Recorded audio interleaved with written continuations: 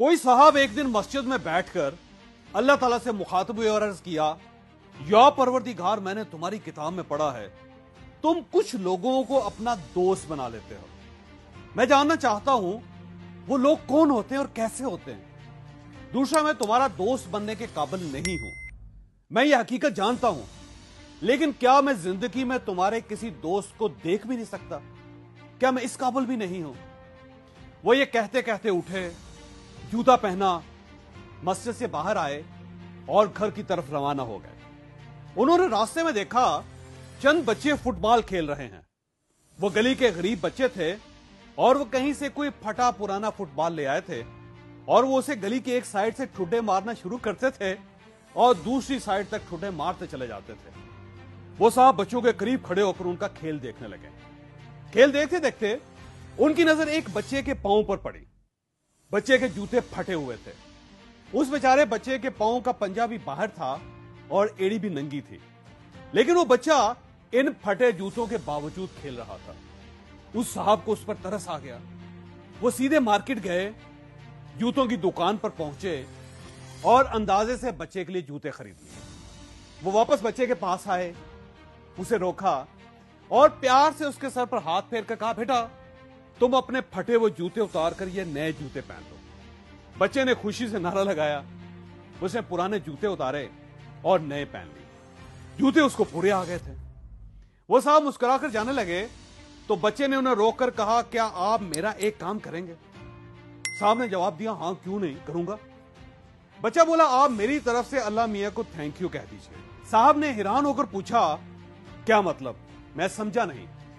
बच्चा बोला, मैंने रात सोने से पहले अल्लाह मियां से कहा था, ए अल्लाह मियां, दुनिया में तेरे इतने दोस्त हैं, क्या तुम अपने किसी एक दोस्त को मेरे लिए जूते देकर नहीं भिजवा सकते? और अल्लाह मियां ने आज ही आपके हाथों जूते भिजवा दिए। ये सुनकर उन साहब की आंखों में आंसू आ गए। उन्होंने बच्चे का गंदा सा हाथ पकड़ा और उसे पागलों की तरह चूमने लगे। वो बार बार कह रहे थे, या बारी ताला, तुमने मुझे अपना दोस्त बना लिया, मैं तेरा दोस्त बन गया। वाह बारी ताला, दुनिया में इससे बड़ी क्या नेमत हो सकती है।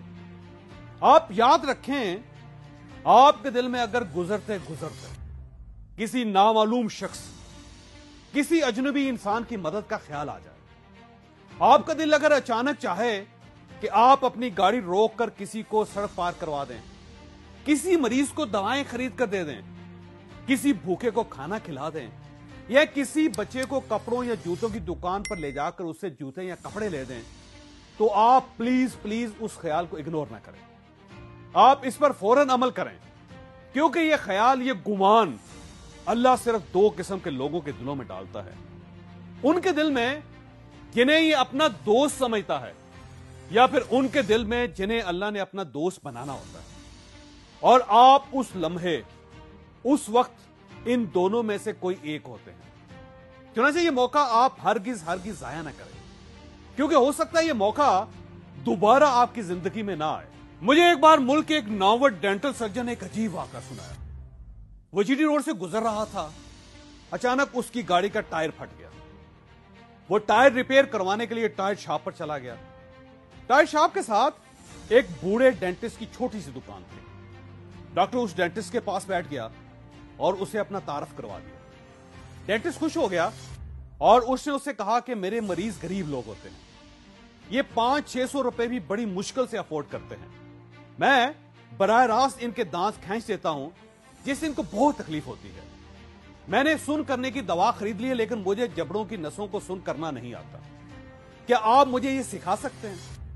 डॉक्टर साहब ने सिरिंज मंगवाई, दवा भरी, उसे दवा की मिकदार के बारे में बताया और उसे मुंह के अंदर इंजेक्शन लगाने का तरीका सिखा दिया।